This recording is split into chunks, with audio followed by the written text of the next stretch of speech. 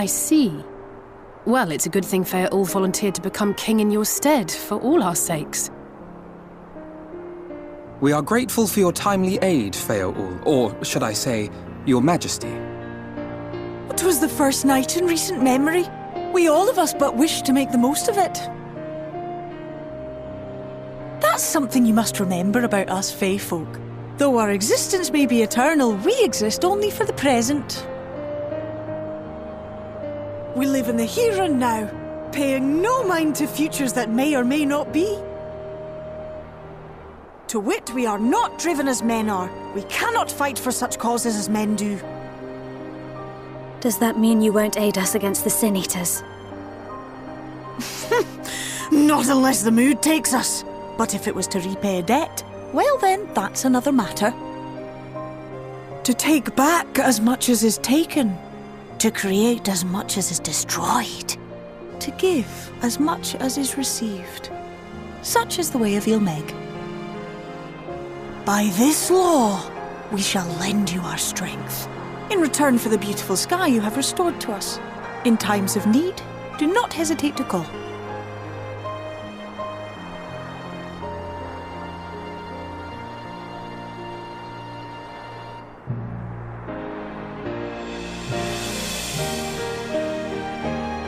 Silly sapling, I shall remain at your side. Even should my body be in the castle, 'tis a simple thing to have a little part of me accompany you. Treat them as you would your Isnefis.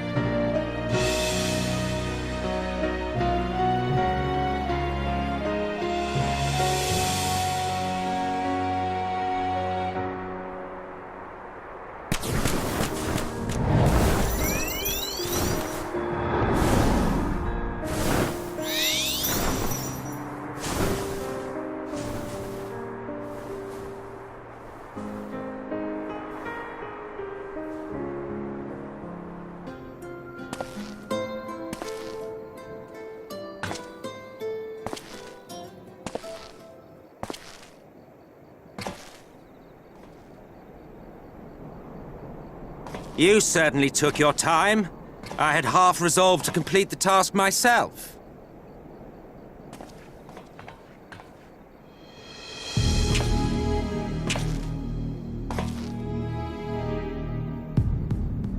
And you are...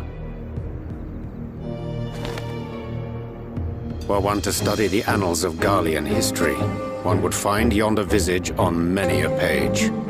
Though by rights its youth should long since have faded. Well, well, we have a historian in our midst. That spares me a lengthy explanation. I am Solus Sos Galvus, founding father of the Garlean Empire, and under various guises, the architect of myriad other imperially inclined nations. As for my true identity,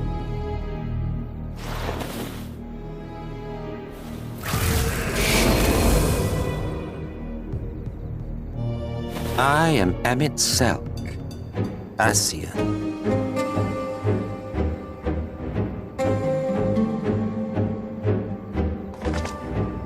Gaius spoke of you, a native of the Source. Equal in rank to La Habrea. And you came all this way just to introduce yourself to us? Behold the sky, restored to its former glory. Have you ever seen a more affecting spectacle? Oh, it is truly, deeply infuriating. Do you have any idea how much you have delayed the rejoining?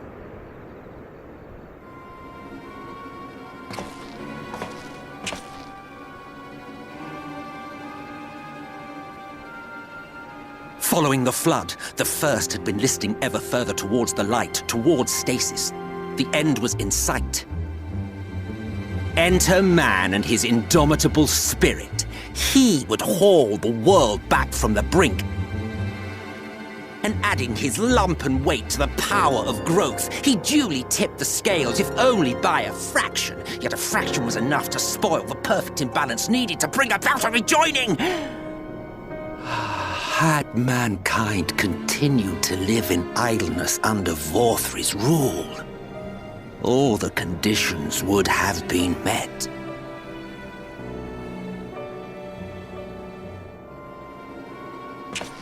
But you had to come and ruin it all. Thanks to your meddling, light supremacy is in doubt, and our painstakingly laid plans are in tatters! Well, I should begin by thanking you for confirming Urianger's theories on the inner workings of the Calamity. He will be most pleased. As for what happens next, might I suggest you admit defeat and walk away? Happy to let me go, are you? Because the murderous glint in your eye suggests otherwise. Indeed, it is enough to make me think better of confronting you alone. Look, it did cross my mind to simply side with Vorthri and kill you all. But that's no different from what La Habrea did. And we all know how well that ended for him. And so, while it is liable to be troublesome, I have settled upon a different approach.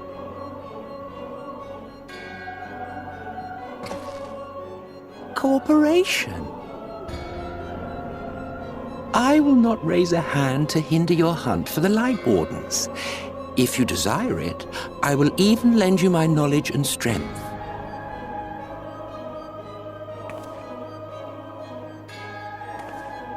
Since time immemorial, you and yours have labored to rejoin the 13 shards, at the cost of countless lives. Do you expect us to believe that your objective has suddenly changed? Nay, our objective is the same as it ever was. Though I dare say, you do not know our motive. A war waged without knowledge of the enemy is no war. It is mere bloodletting.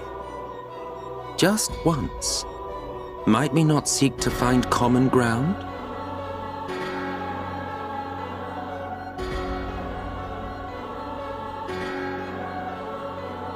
For good or ill, I am immortal.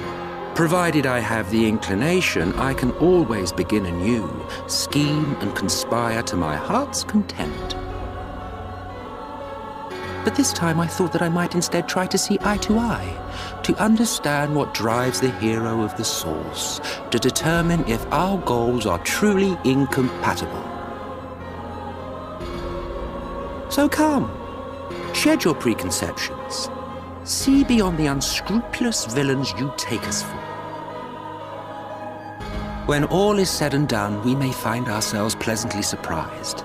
The proud discoverers of a path of cooperation rather than opposition. Think of it.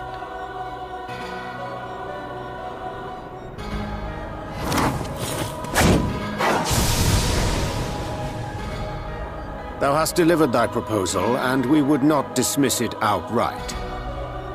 If I may offer thee counsel, however, to make thy case via an illusion reflecteth poorly upon thy sincerity.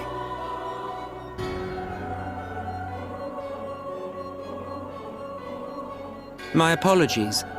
You will forgive me if I'm not entirely at ease in the presence of a famed Ascian Slayer. I felt it only prudent to take precautions. Nonetheless, your counsel is duly noted. I take my leave, friends. Rest assured, we shall meet again soon.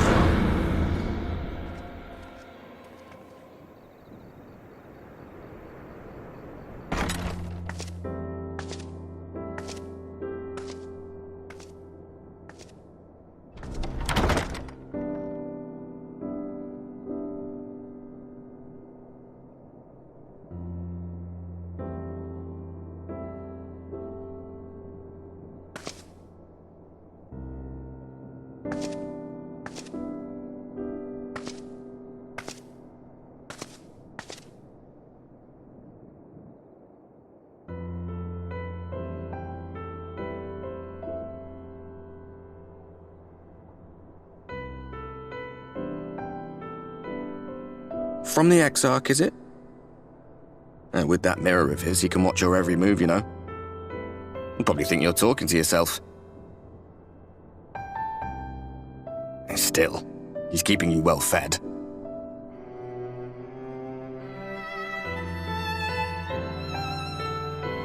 Judging by his people's faith in him, he seems to be a decent sort. But so much about him remains shrouded in mystery. Like, what was he doing back in my day? There was no such person when I was around. A lot's happened since the flood, though.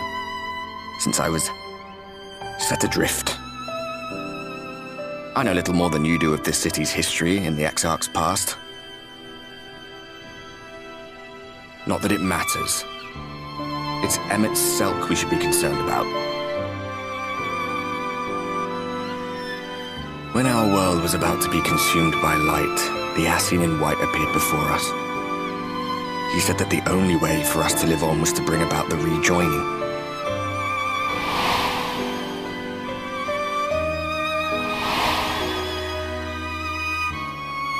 Desperate as we were, we heeded his words, not realizing that the flood was of the Ascian's own making. They cannot be trusted. None of them. But Emet Selk had one thing right. One should not fight blindly. That's what we did. And it cost us everything we held dear.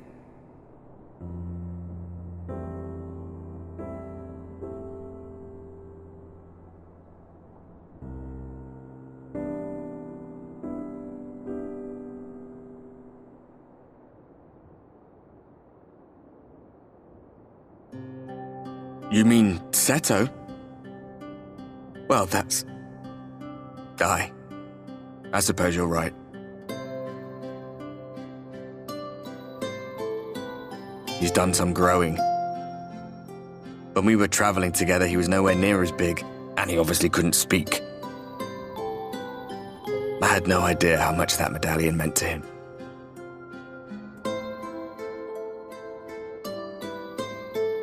What about you, anyway?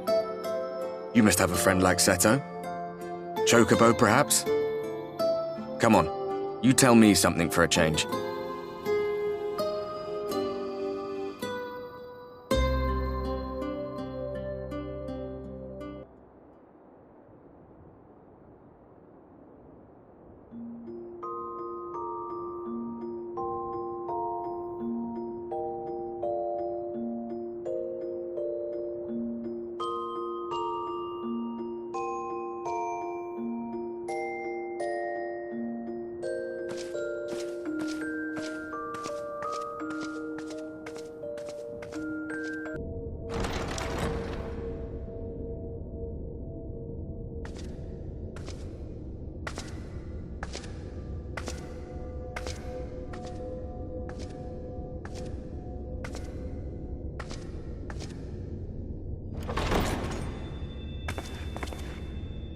Ah, there you are. You're just in time to welcome our guest.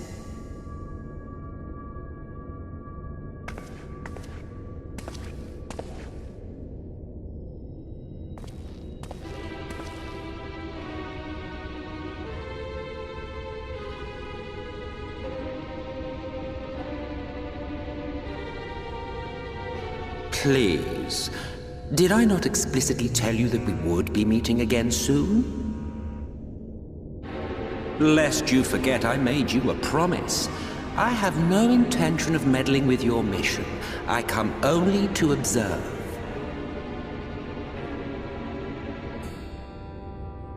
Your Exarch friend in particular has piqued my curiosity. Summoning you all like that. Most impressive.